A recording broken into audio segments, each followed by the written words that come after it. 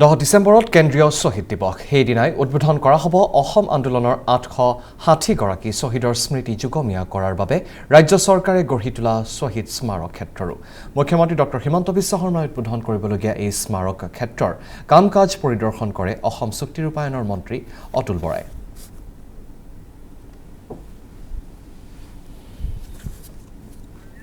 ডিচেম্বৰ দিনটোৱে ঠিক কৰি লোৱা হৈছে এই স্মাৰক উদ্যানখন মুকলি কৰিবৰ কাৰণে আৰু কেন্দ্ৰীয়ভাৱে শ্বহীদ দিৱস এইবাৰ ইয়াতেই অনুষ্ঠিত হ'ব।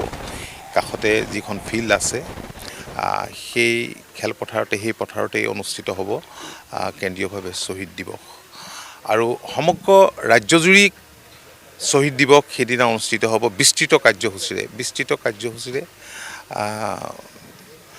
আৰু আমাৰ এই স্মাৰক উদ্যানখন সেইদিনা মুকলি হ'ব শ্বহীদৰ পৰিয়ালৰ উপস্থিতিত। 860গৰাকী শ্বহীদ আছে।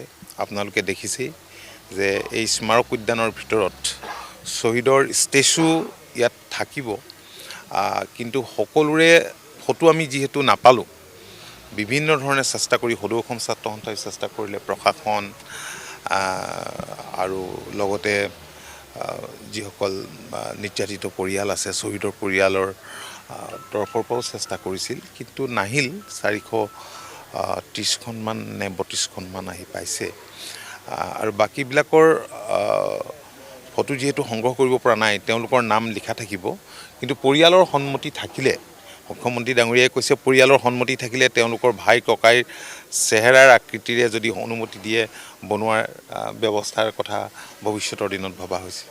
আৰু বোধ কৰোঁ আমি যিমান দূৰ জানিব পাৰিছোঁ এইটো এটা সচৰাচৰ ইমান তলেষ্ট ষ্টেচু নাথাকে, এইটো ওৱান অফ দ্য তলেষ্ট ষ্টেচু, হয়তো ৱৰ্ল্ডৰে হ'ব ইমান ওখ থকা।